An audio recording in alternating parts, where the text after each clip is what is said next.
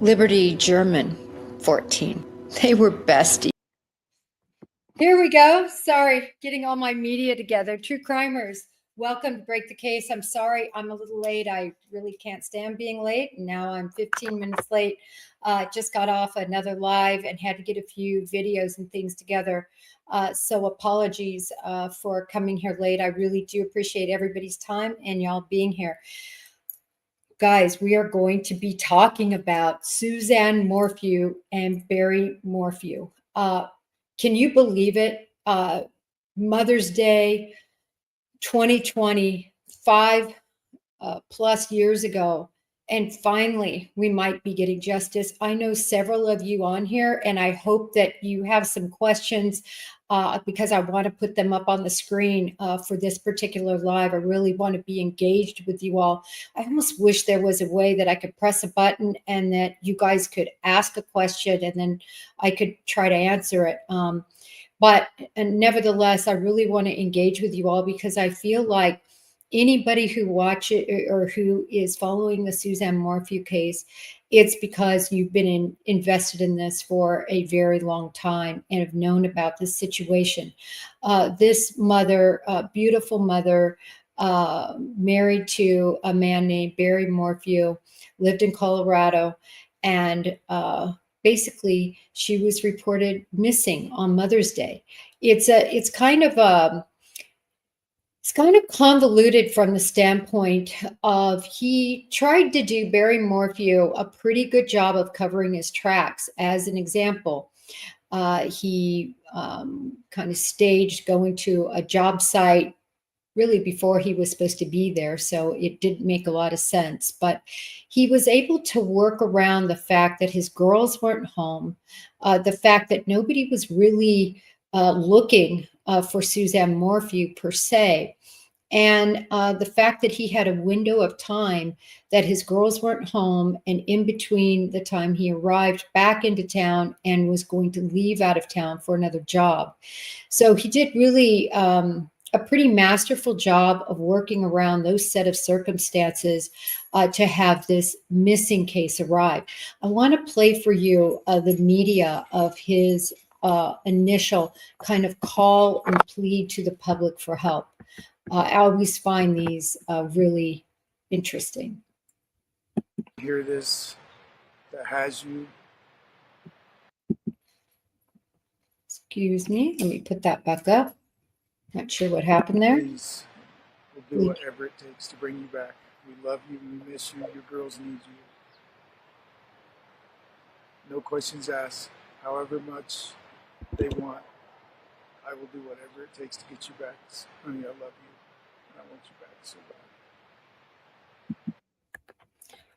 So I always find it so interesting that these individuals oftentimes give these pleas, seemingly a heartfelt plea. Although I thought it was very interesting that his words were in the affirmative. Please, I want you back. I love you. I miss you. And meanwhile, he's sort of shaking his head in the negative. These are, clues that you look for because it's very difficult for some people to lie very convincingly, especially when they're under the pressure of being under a camera and so forth. They really rely on a lot of subtle clues, self-soothing clues. You'll see people touch their face and kind of self-soothe. I see a lot of that in some of the different individuals who are interviewed that have missing children as well. So anyway, I wanted to play you that quick video clip of his plea to the public to ask for help. I also thought it was very interesting because when she went missing, most of the time when you see a heartfelt plea for help with a missing person, it's like the Petitos did it. And I know I like to use them often, I guess, because they are absolutely how it should be done. And the reason it was so picture perfect was because there was no acting, there was no lying, there was nothing that needed to be performed. It was raw emotion from the gut. and nobody needed to tell them what to say or how to act. They didn't need a professional coach to come in and lead them through the PR process. I'm not saying I'm necessarily against that, because it is true that some individuals will get on and just start speaking so freely that it's not helpful. But the Petitos being educated, I think, along with common sense and along with their love, they didn't need any coaching. They got up there and really made pleas for the public to help find their daughter. I think that is very opposite of what we see here with Barry Morphew. But obviously, that's really not necessarily any point of evidence. What is the evidence in this case? Well, Barry Morphew gave a lot of false statements from the beginning. Now, again, these are sort of points in a circumstantial case that can point to somebody's guilt. It's very unusual for people to out and out lie on an interview when they're looking for somebody who's missing, a loved one who's missing. Why would anybody want to do that? You want to be completely forthright and tell every detail you know so that police can help find your loved one. Well, one of the main lies he told was that he and Suzanne were in this great relationship and they loved each other and they had no problems. So he painted a very sort of storybook picture of their marriage, when in fact, their marriage was crumbling, when in fact Suzanne wanted to leave him. Suzanne, in fact, was having an affair with somebody else, and for multiple reasons, she wanted out of that relationship with Barry Morphew. Why is this so important? Well, this speaks to motive. And even though motive is not a element of any crime, it is a very important point. And it's an important point that any prosecution team will want to show a jury. Why would anybody commit this crime? Why would somebody kill Suzanne Morphew? And oftentimes, except in the rare instances of complete strangers being involved in somebody's death, typically, many deaths, particular domestic types deaths, are, of course, the person that is first looked at is that loved one, that significant other, that husband, that boyfriend. So from that standpoint, this lie he told was very important from a prosecutorial standpoint. The other reason it's important, some of the things he said, was he set up a timeline. He's very specific about setting the alarm, getting up at about 4 a.m, going to this job site that was at another location, another city in Colorado. All these very particular points that really painted him into a corner in terms of his timeline. And this became significant because guess what? His vehicle data and his phone, cellular digital forensic file did not match up with the timeline he gave to law enforcement. So all of those items that he said really worked against him and gave police a picture of who a possible subject could be. In addition, he told some lies about the job site and going to this job. It turned out, according to his coworkers, they were all planning to go to Broomfield. That's the name of the town, to go to Broomfield that evening at about 5 o'clock. Well, why would he leave in the early morning hours when he was set to go with his friends and buddies? And interestingly enough, when they did get to the job site and to that area and meet with Barry Morphew, guess what? He didn't have the proper tools. He didn't have what he needed to perform his work. And also, they were just sort of left behind from this group decision to commute together to Broomfield. So you put all that together, and it just completely gave at least a pointer that was in the direction of Barry Morphew. Now, you might say, well, Jen, that's pretty skeletal, right? It's skeletal. Certainly nothing you could get an indictment on that alone. But when you look at his statements, again, it points to a particular direction that you're already going to have to clear, right? That's how you work an investigation. You start with anyone and everyone that had a relationship with her, that would have been in the vicinity of her, that would want or have any sort of motive to take her life. And then you start to eliminate. So you work on alibis to eliminate people. You work on clearing motives. But the number one thing is alibi. Were they or could they be at the location where the crime occurred?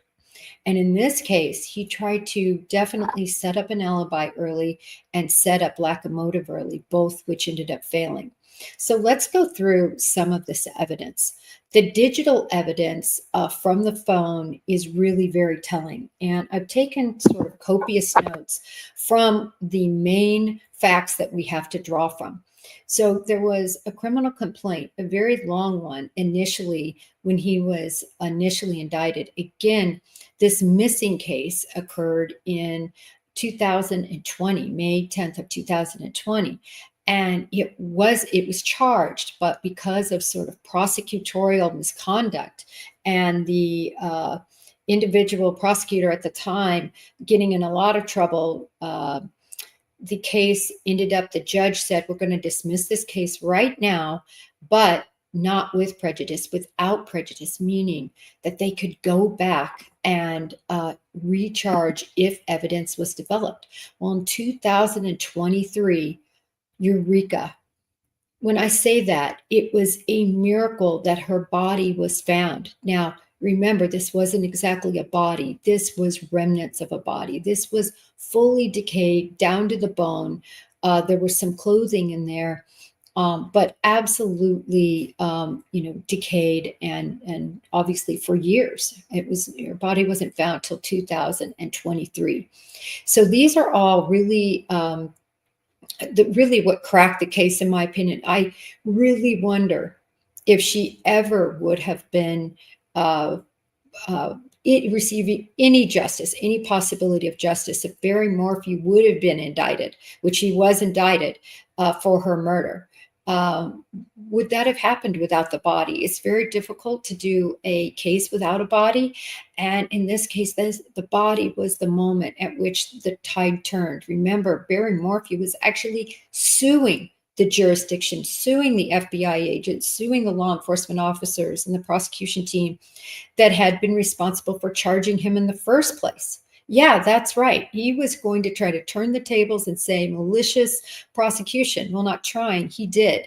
The case was thrown out, but nevertheless, he was really turning the tables and trying to make it look like he was the victim. But let's continue looking at this strong evidence against him. To me, there's a couple of things that are the strongest. We talked about the digital, but we only touched on it. Let me really get into this information. So when you look at his cell phone usage, the cell phone usage of he and Suzanne was right in the area of their home. In other words, it was pinging as if they were at their home. And that stayed simultaneous between the two of them from after he returned from a job until I believe what happened was, of course, the body was taken and she was removed. So that's a really important point when you look at trying to figure out the timeline when he says he was gone and, driving to Broomfield. But he indeed wasn't. He was still in that area. I really want to follow this a little bit chronologically in terms of where things were found. Her vehicle was found in the garage, and it was unadulterated, meaning nobody had broken into it, nobody had broken into the house, nothing along those lines. So the vehicle was found there in the garage, but her bike was gone. And of course, her girls who initially noticed she was gone, remember, this is Mother's Day. They had been out of town, but returned to town and were very worried. They contacted a neighbor. That neighbor then contacted Barry, and Barry said, go ahead and call the police and turn in a missing report. But when they came, again, the vehicle was in place, but the bike was gone. And Barry had mentioned to police that she likes to take bike rides. Maybe something happened to her on her bike ride. Now, this is always very telling. This happened in the Murdaugh case too. When you go to interview the individual who ends up being the person that's likely responsible for the crime, in the case of Alec Murdaugh, he was found guilty. They always try to provide a big story. And here you are in the middle, for instance, with Alec Murdaugh, with a wife that was blown away with long gun blasts. His son, who's literally his head, was blown off with a shotgun blast. And he's trying to tell you a big story about a boat accident. And well, there are people who might want to do something to them, and, about this boat accident, and he was responsible, or he was blamed for it. All this about his son, Paul. I bring that to light because in this case, he's already talking about, well, maybe she took a bike ride, maybe something happened with that. You see, people like to give police sort of these breadcrumbs, but police see them as bread comes back to the person telling them this. What are they, just clairvoyant? That they would know that the person would take a ride at that particular time. They found the bike about a mile away, not quite a mile away from the house. They didn't find the helmet. 4 days later, law enforcement found the helmet, and the helmet was actually located even further away from the bike. So what does that tell you? As an investigator, it obviously tells you that the person didn't just have an accident there, go down a ravine where her bike was found. And I actually have those pictures and that footage too, the actual footage of them finding the bike, which I don't have here, but I'll put it on my Twitter.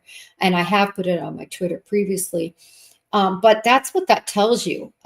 It makes things start to look like more of a plant when you don't find the helmet next to the bike, right? So you have no person, you have no helmet, but then you find the helmet later. That, in a law enforcement perspective, you're looking and you're thinking staged. Something was staged, or could she have been taken and then they decided to throw her helmet off, a half a mile later? Could happen, but you're starting to think that things are staged and evidence is being thrown out of a car or otherwise gotten rid of. So it's just something that is not tracking or adding up. Typically, as an investigator, if somebody's trying to say, well, maybe they had a biking accident or something, those clues aren't adding up. All right. Let's see. So Barry Morphew arrives at his hotel at 12:34 p.m. and he is there until 5:55 p.m. And that, of course, is when the information is starting to come in. And particularly the reported missing went in a little bit before that, actually, at 5:46 p.m.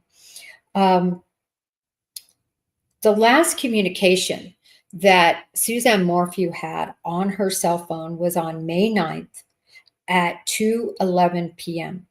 That's the last communication. Now, this is really important because Barry Morphew had been gone prior to that. And so communication was normal in the time frame he was gone. But at 2:11, abruptly, any communication from Suzanne Morphew's phone stopped. And that was commensurate with the time that Barry Morphew arrived at their residence. He arrived at their residence shortly after that. And so, of course, this is the belief that something happened really actually on the 9th, something right in the time frame of when he returned, because for her to have no communication after he returned is, very significant. It wasn't intermittent communication. It was communication that literally stopped at 2:11. All right. So one thing that was really interesting about Barry's phone and his cellular data was it was all wiped in terms of communication between he and Suzanne, except he had screenshotted a communication between their texting string. This is the one communication that remained. And again, it wasn't on a text, it was on a screenshot. but it was what I'm calling the I'm done text. And she says in there, I'm done. This is over. Let's just settle this civilly. It's clear to him. And I found it very interesting that he decided to save this one screenshot. Not really very brightly deciding to sort of erase all your communications, but keep the most important communication that had transpired, the motive. My wife is leaving me. Let's see. There's a couple of things I want to point out about the car, because we've talked about the car being in the garage. There were other matches, what they call matches in the DNA world, of other individuals concerning DNA found in that car. Now, this is going to be really problematic, in my opinion, for the prosecution.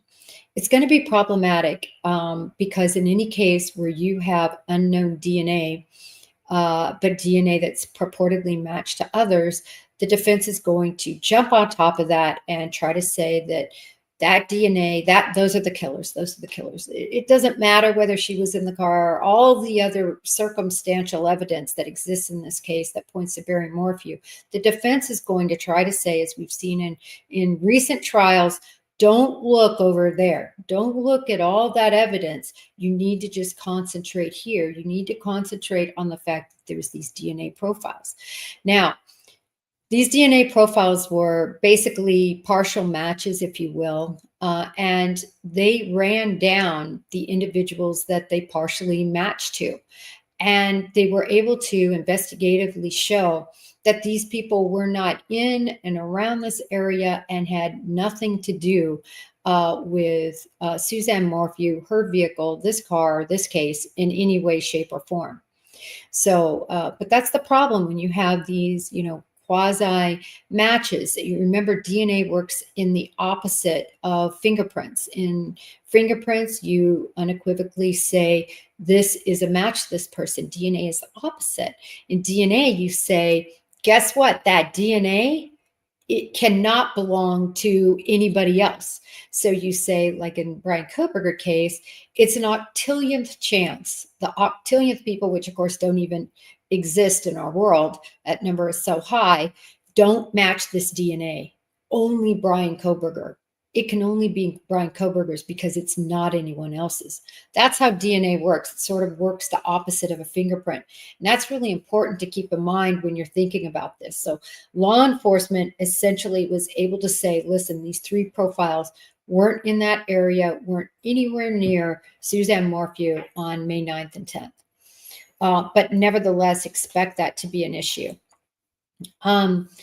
This was really important. The next thing law enforcement finds is they find a gun safe. And in that gun safe is a tranquilizer gun. Now, remember, Barry Morphew ran a deer farm, where he raised deer. He had to tranquilize deer to move them from one place to another and various other reasons.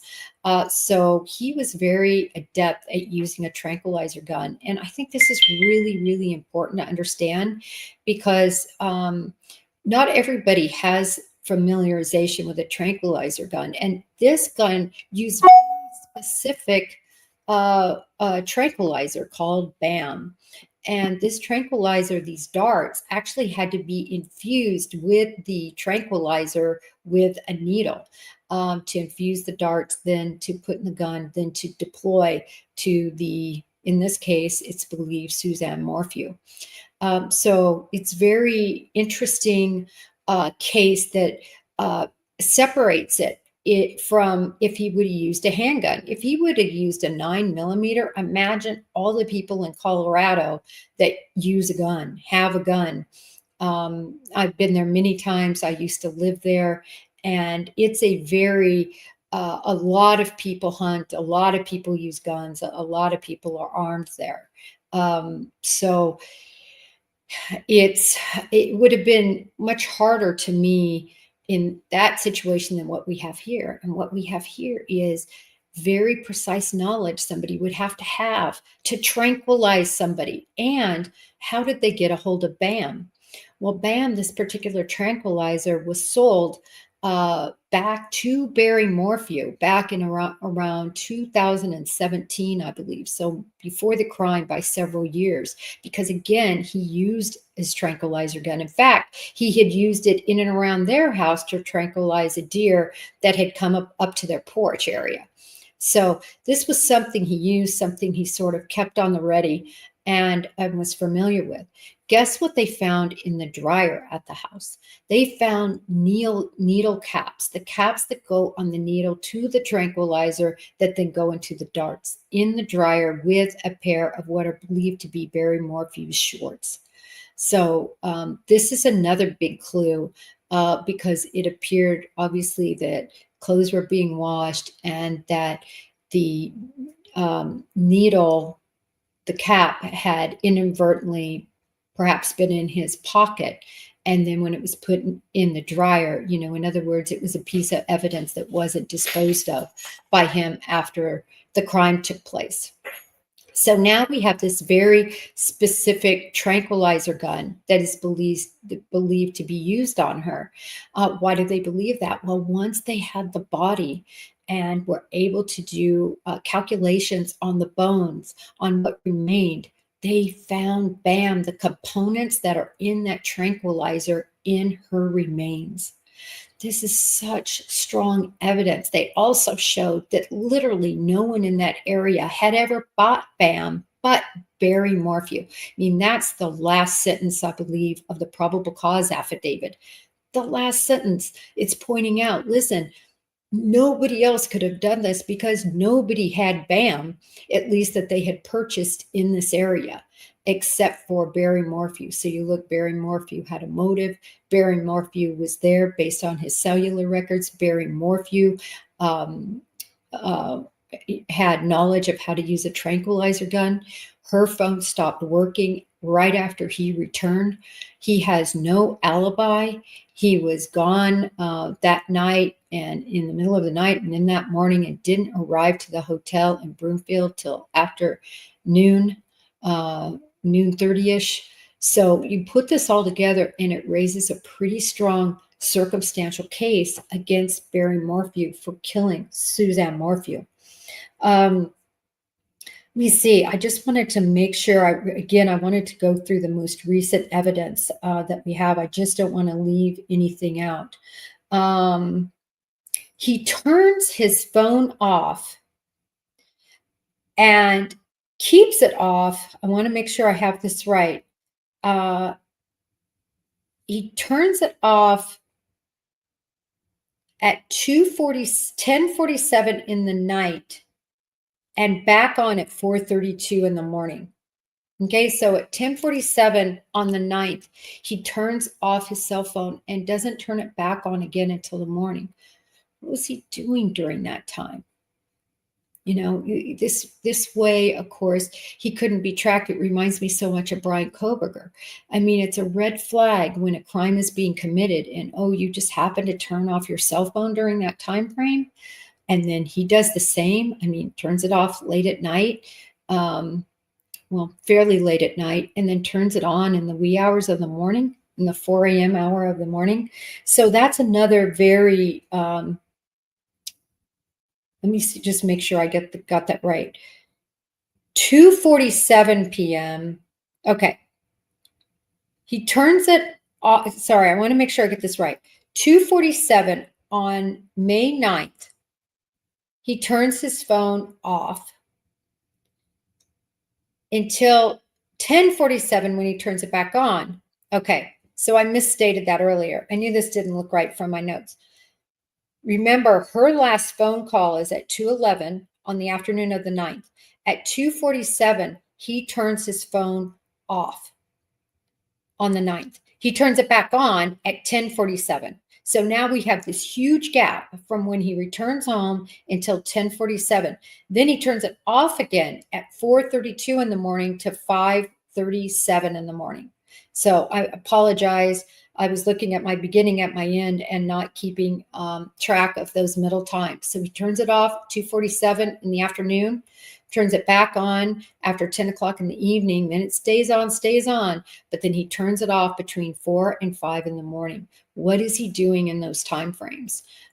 It looks really bad that you would turn your phone off right in the middle of all of this going on with her disappearing. If you look at his telematics, which is from his car, there's activity of travel at 9:52 p.m. of travel. There's activity of travel at 3:25 in the morning. At 8:10, it shows him in Broomfield. So this is the issue. You're going to have FBI CAS team members that analyze this cell phone, show the cell phone non-usage of her phone, the cell phone on and off usage of his phone, and then the travel of his vehicle that is commensurate with him moving and going somewhere at these early morning hours. This is really key information. And I think when we watch this play out in court, I think one of the number one witnesses and the witness that they're going to have have testify very understandable with charts for the jury are the information from both of their phones and information from his vehicle, because it paints a picture of him likely, in my opinion, moving the body and getting rid of the body in terms of this time frame. Let's see. Again, 4:23, I have no phone pings. That's her. No phone pings at 4:23. So this is very interesting too. The next day, on May 10th, her phone, remember, and his phone are in that house, they're constantly in that house. Then at 4:23 in the morning, no phone pings for her phone anymore at that house. This is really important, right? Because we know at 4:32, just 8 minutes later, I think if my math is right around there, 10 minutes later, his phone is turned off. So her phone stops pinging at the house. Meanwhile, he turns his phone off. And his phone also no longer pings at that residence. So all of that, I think, is all going to be very important for proving this case. It's going to be a digital case based on the movement and the tracking of the phones combined with the vehicle. That's what I wanted to share with you today was the new current affidavit. I'd like to go over the old information the next time because there was so much in that one as well. So much more, actually. I have so many pictures and things of him at the hotel and with trash and just various pictures that I want to show next time. But I really wanted to concentrate this time on what this particular indictment says and how they were able to get that before the grand jury and the evidence they presented. I want to bring up any questions that people might have here in the audience. Bam, Barry Angry Morphew. I love that, Justice Jane. Yeah, it's so funny. Nothing about this case, I suppose, is ever funny when you're talking about a domestic abuse situation that ends up in the death of this beautiful woman that I have up on the screen. And I know for most of us that have been waiting for justice, for this beautiful woman and for her family. This is, it was a very good day when we heard about the indictments. I know many of us were excited to hear that. I've had a lot of people ask me about the girls, where is their stance? Previously, they've been in support of their father. It's always so difficult, right? As a child, you've lost your mother, and by all accounts, they were close. And then now, people are trying to blame your father and take him away from you. And I think it's very hard for any person to wrap their head around the fact that a relative would do anything like this, tranquilize somebody. This sort of tranquilizer, in doing some research, it doesn't work like that. Sadly, I think Suzanne Morphew would have likely suffered and been sort of paralyzed, but not been completely out right after she would have been struck by the tranquilizer dart. So it's just a very horrible, horrific case. We don't know what all happened because the body was really all, was gone. So it's very difficult to tell a lot. But the important piece was that tranquilizer was in the remains, and that's going to be the linchpin, I think, for this case. I just want to make sure there's no questions that pop up. Everybody's praying, and oh, by the way, thank you for the nice compliment. I was on News Nation today, and then another show today, and then I said I'm going to have to change. I am like hot and sweaty, all that movement and energy on these cases. But I thank each of you for joining in, and I really appreciate. We're going to kick off again. I said yesterday or 2 days ago, and have shows Monday, Wednesday, Friday. They're not going to be really long and take a lot of your time. I'd like to get down and dirty and not take up a lot of time. But I thank you all for being here and joining us on Break the Case. And until next time, may justice be served.